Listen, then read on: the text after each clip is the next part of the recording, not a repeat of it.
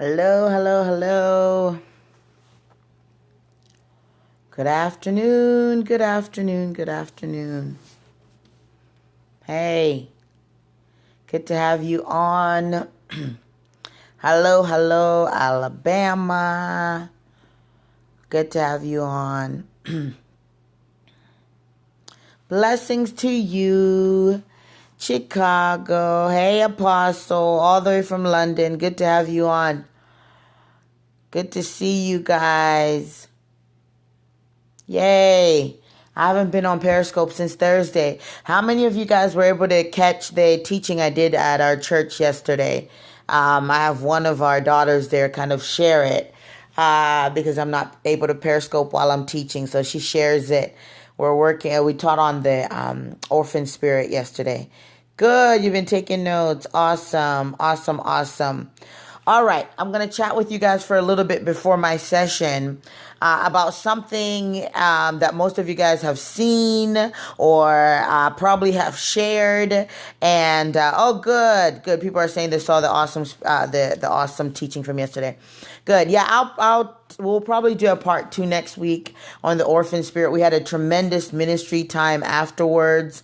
Just really praying for people's hearts to be healed and restored. And really, in order for us to bear much fruit in the Father, we have to deal with those heart issues. We have to deal with those lies that the enemy tries to tell us, that we're not good enough, that we're not worthy, we're not, able to fulfill God's call on our life. So I'm glad you guys were able to catch that. And it's on the YouTube for those who have not caught it. All right, I'm going to be talking about staying in your lane and why that's dangerous. And it's something I've been thinking about it for quite a while. And I see these statuses all the time. And I really think that is not necessarily the best advice that people give out there, because not everybody is wired to stay in one lane. And the truth is, I've never gotten to my destination by staying in one lane. I've never driven somewhere by just staying in one lane. Oftentimes, when you're driving somewhere, you have to be able to shift lanes in order to get to your location. No, I don't speak Russian. In order to get to your location. So this whole idea that everybody, thank you for inviting your followers, by the way, this whole idea that you should just stay in your one lane and just do what you're called to do and just focus on whatever is in front of you. It sounds really, really good. And it sounds like a lot of great wisdom, but it's not very applicable to a lot of people, because not everybody is wired in one dimension. Most of us are multi-dimensional, or we have multi-giftings. And so there are different lanes that the Lord is going to have us drive in order to get where we need to get. Now, the thing about the lane, let's think about this from a driving perspective.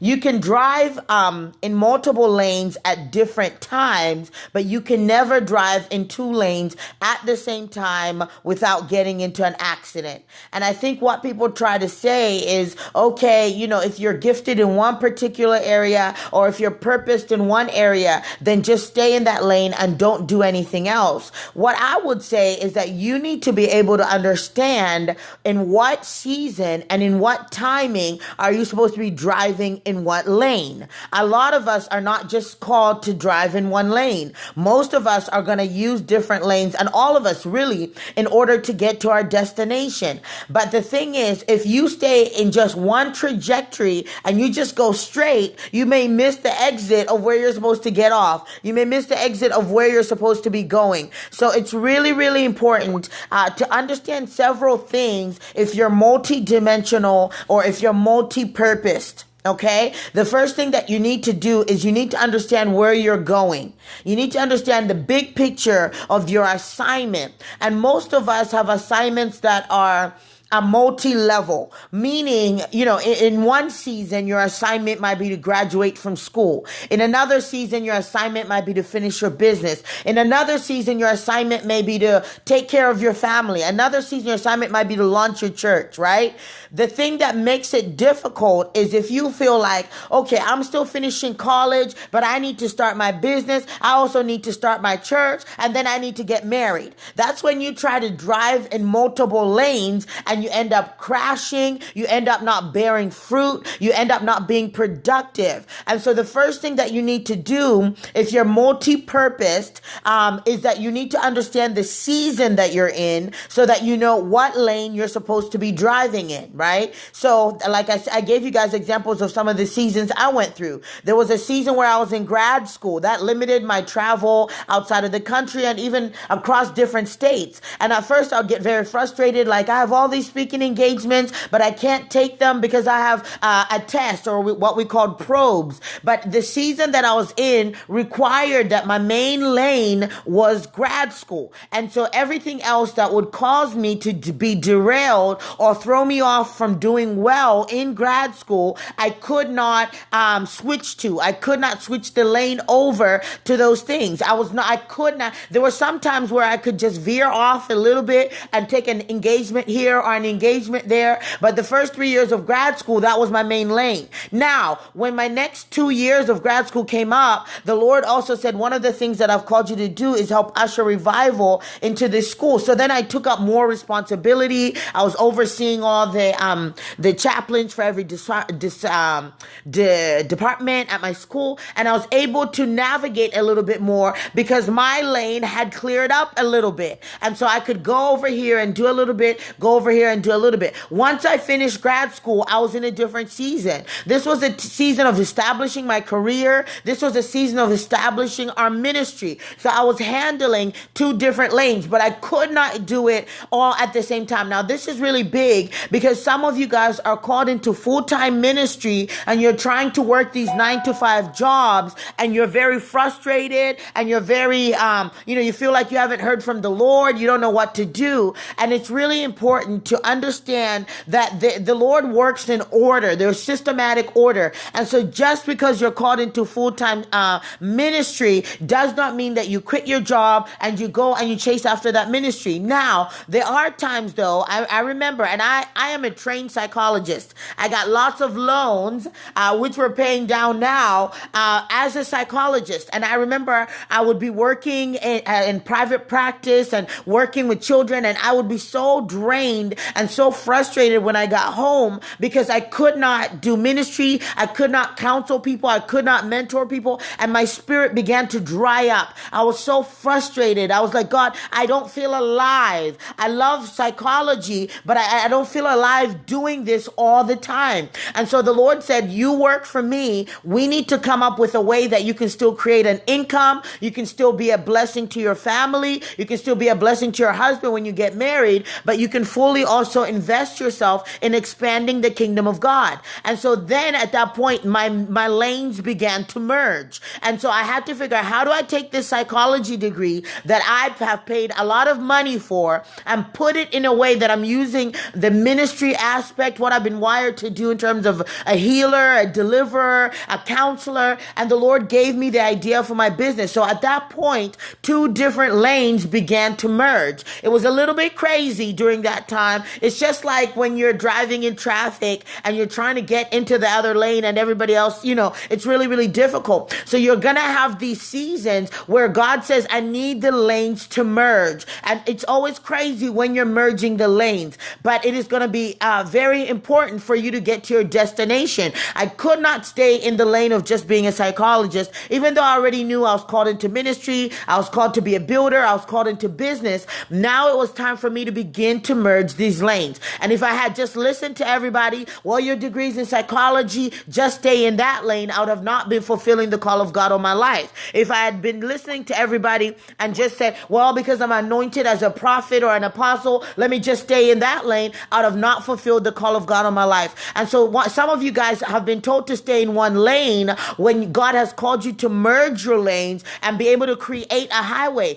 One of the ways that you're a pioneer and you're a builder is that God God is going to have you begin to merge different things that people have never done before. Our mentorship program through Warring Ministries, I had not seen a prototype. I had not seen anyone else do it from the perspective that I had done it. I had studied mentorship programs from a business perspective, but I had not seen anyone do it. And so I was a prototype, and we were forging in a way that we had never forged before. Now, there were other para-ministries. Warring Ministries was a para-ministry. We've been in para-ministries for the past 10 years. But, sorry, the mentorship program, you can apply, but I'm not going to be your mentor. I have 4 other mentors that mentor at this point, because we are diversifying the program, and I just don't have any more space in my lane to take any more mentees. But we have people that I trust, that I've trained, that are awesome and prophetic, that are mentoring people. So you can email us and we'll set you up. All right, so let's keep going. So it's really important. Thank you for that. It's really important to learn when it's time to merge, because there are going to be seasons that for those of you guys that are multi-purpose, that are multi-dimensional, that you need to be able to merge. Now, the thing that's frustrating for you guys that are multi-dimensional is one of the things that we do badly is that we get out of a lane too quickly. And so sometimes you feel like, okay, I'm called into business, I'm called into government, I'm also called to be a mom, I want to be married, so I'm going to put all these things aside and just prepare to be married. And you can exit off of where you're going too soon before it's time for you to do that. So one of the things that you need to be really careful of as a multi-dimensional person is to say, okay, God, how long do you want me on this road? Yes, I may not have been seeing fruit. Yes, I may not have had the chance to indicate and move over to another lane yet, but how long do you want me on this? And you can only be successfully multi-dimensional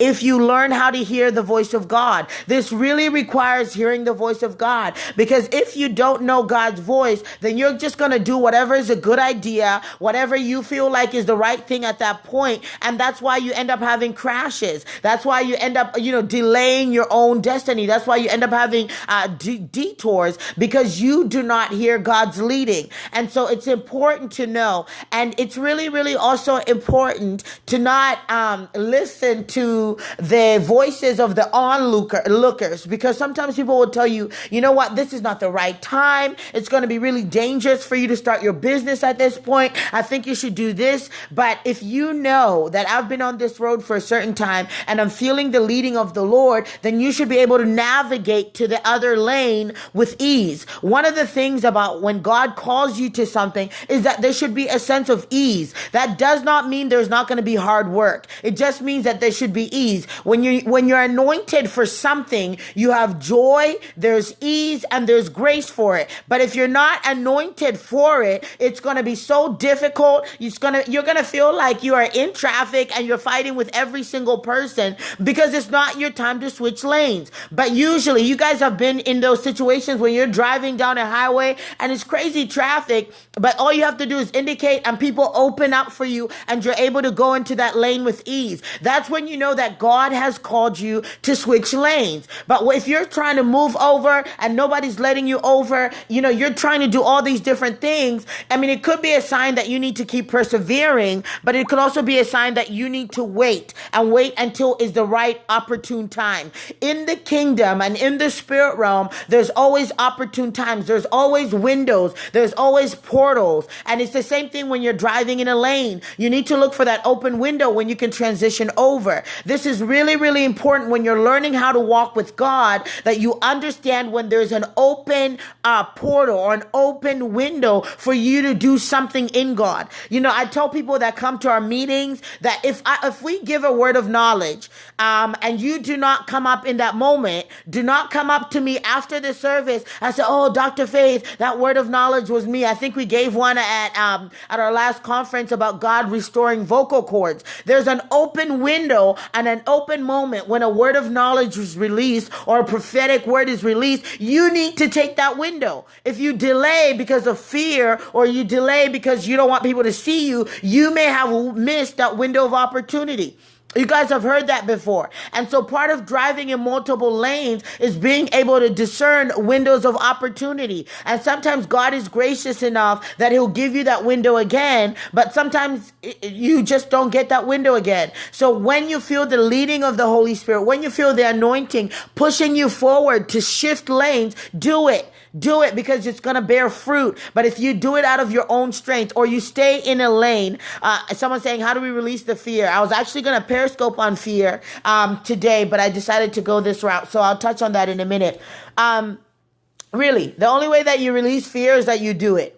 There's no magical thing. I mean, I'll teach tomorrow. I'll teach you guys on how to deal with uprooting thoughts that are connected to fear. But we have this thing in therapy called flooding, where we literally throw people into the very thing that they're afraid of. And oftentimes you will realize that you will swim and not sink. Fear is just, it really is a tool that the enemy uses to magnify and intensify things that are not real. Things that we kind of magnify and make bigger than they really are. And so the best way to cure fear is do it while you're afraid. Just jump in and do that. And to be able to switch in and go forward. I mean, there's some more practical things. I'll do one on fear tomorrow when I get a chance to. But this is really important. I really wanted to encourage those people that I can do someone's asking about cigarette addiction. The issue with any addiction is that you're feeling a void. Most people that are stuck on cigarettes or alcohol, you guys are self-medicating. So most people that deal with cigarette addictions, they either have high levels of anxiety, they have high levels of hyperactivity that they need to deal with. So if you're dealing with an addiction, you need to get to the source of where the addiction came from. But anyway, this Periscope is not on that. I just wanted to answer that for that person. So I'll take a couple of questions before my next session on being multi-purpose, switching lanes, and being able to go forward to your destination safely, being multi-purposed. It's one of the things that I'm wired to do. I'm a multi-purpose person. But one of the things that I noticed a lot is that people get frustrated that are multi-purposed or multi-dimensional, because one, they don't stay at a thing long enough for it to be sustainable. Two, you start building multiple things all at once and they all fall apart. And then three, you don't know how to discern the seasons that you're in. And so you're doing the wrong things at the wrong season and they're not bearing any fruit. Life, work, ministry, business, everything is seasonal. That is a huge biblical law of sowing and reaping. And so when you sow in the right season, you will reap. But if you're sowing in wrong soil, which is the wrong people, wrong resources, and wrong timing, it's not going to bring you anything. What is the difference between purpose and destiny? Really, I mean, it shouldn't. Those are two words that are interchangeable. Destiny, people feel like it's ultimately the thing that you were wired to, what you were made to do. But purpose should be ongoing, what you're doing to reach your ultimate destiny. Could this apply to something simple like going to school? Yeah, definitely. Because some seasons, I love school. I love education. I'll probably go back and probably do one more doctorate. But I know that I'm not in a season to do that. I'm doing 3-4 other things. And so if you're a stay-at-home mom, you need to look at how much effort it's taking for you to be able to raise your kids. Now, being a stay-at-home mom and going to school might be the best time, especially if you do an online program. But guys, go to a credible school. Don't just be picking up these random schools that show on BET commercials. But you can do an online school and still be a stay-at-home mom and bear really good fruit. But it depends on the age of your children and what's going on with your family to discern. You may need to wait until they're in kindergarten and then you have more time to be able to do that. So you need to be able to see the demand that's on you and some of us don't use wisdom. We get a prophetic word and then we just go from there. All right. Any other questions? I missed some that you guys had. Bless. Okay, how do you move if you feel like you can't hear? Well, the first thing is that you need to learn how to hear. But if you can't learn how to hear, get around counselors, mentors, and pastors that do know how to hear. Go to them, seek counsel, seek their advice, and then see if it matches what you've been sensing, and then go from there. I feel that I need to relocate, but I have a 16-year-old son that lives with his dad. How can I leave? So that's one of those things that's how do I overcome being alone in my destiny? Okay, how do you know you're in a season of preparation? All right, I'll try to remember all those. If I don't, you guys can put them back in. But when it comes to moving and you have children, first of all, you need to see, I would look at how involved my child is in the school. You know, if they're really excellent and they are in sports, they're in the arts, they're doing really well in that school district. Your child, the person who asked the question, he's 16. You only have 2 years. You can say, God, I want to honor and be a faithful mother.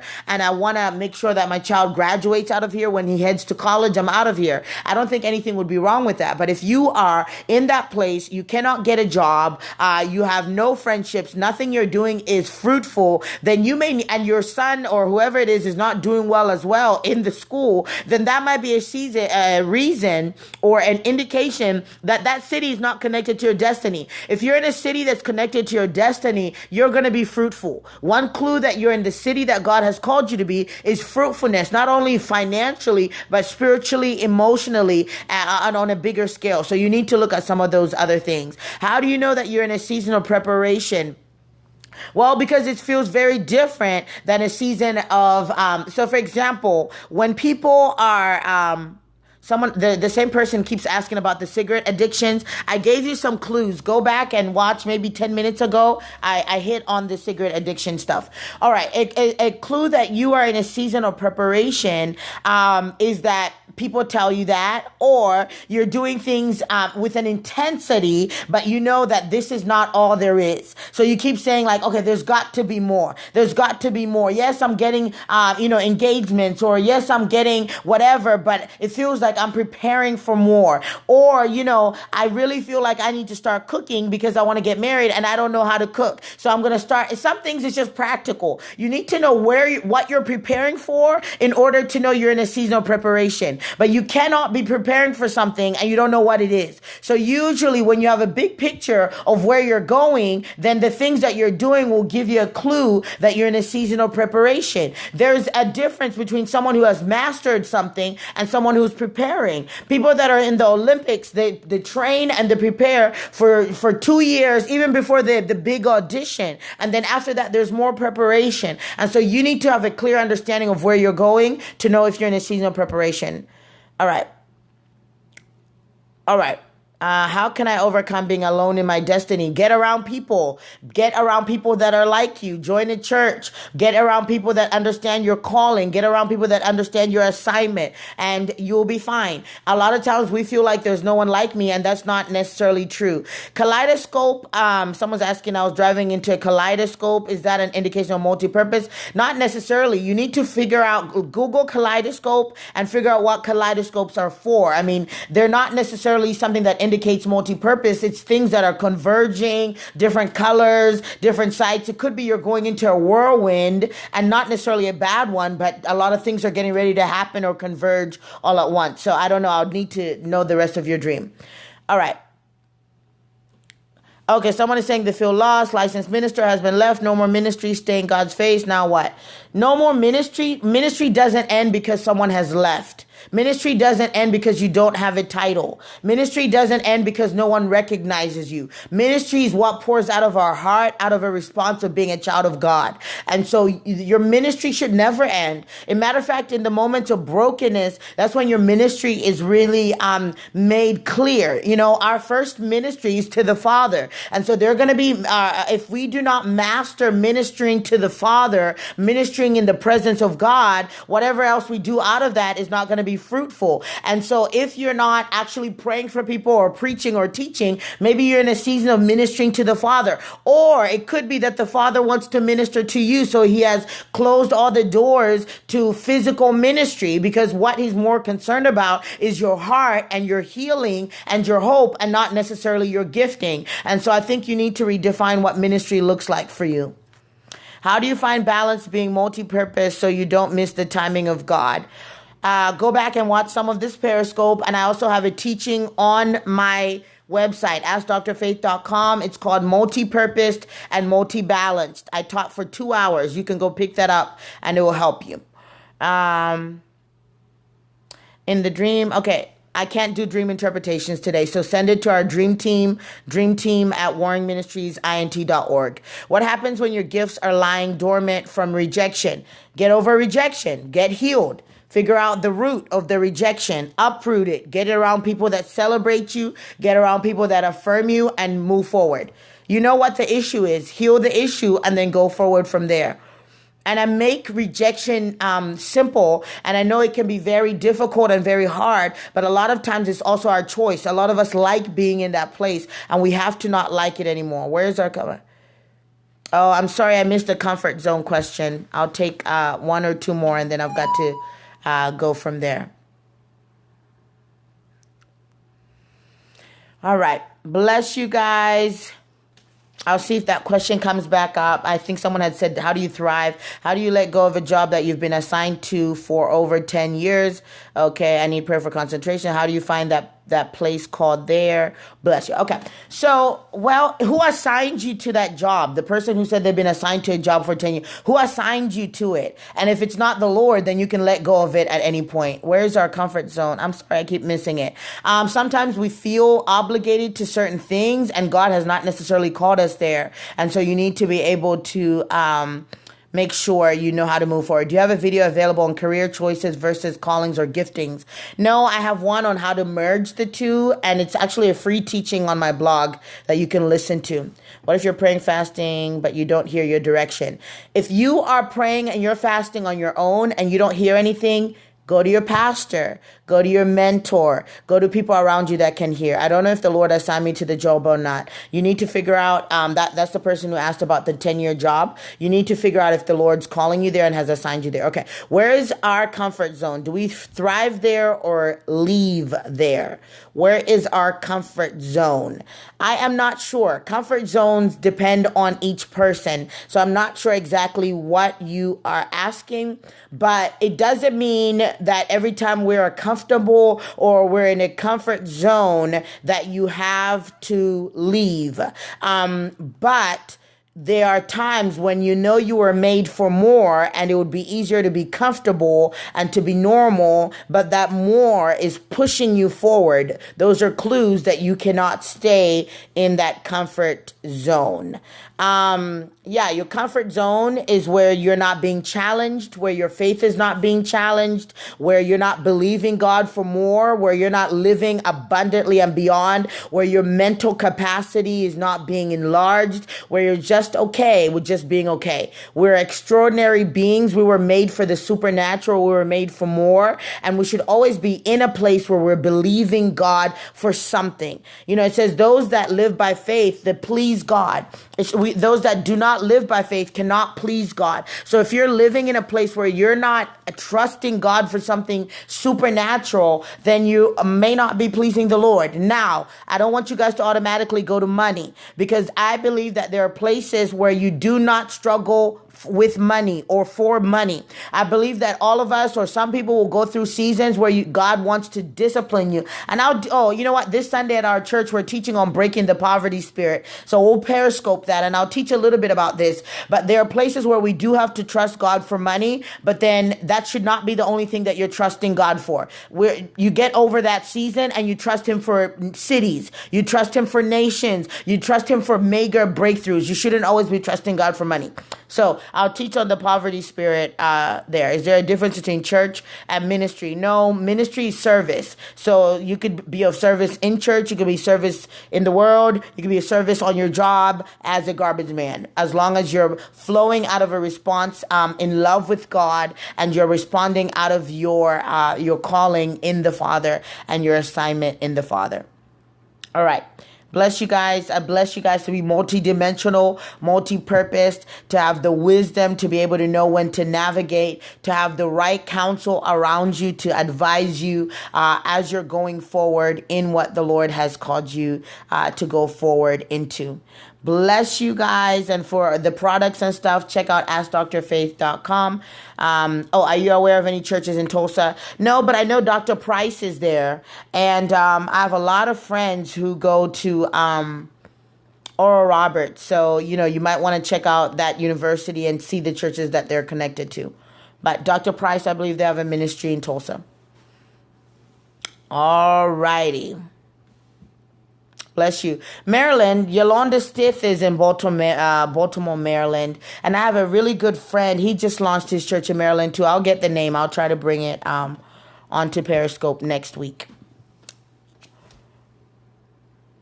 Bless you, bless you, bless you, guys. Have a great day.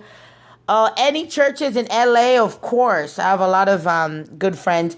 You can email me. And I don't want to get a bunch of emails asking for church recommendations. But the person who asked about LA, you can email me and I'll give you the churches that I'm connected to there. All right. Have a great afternoon, guys. Talk to you soon. Bye-bye.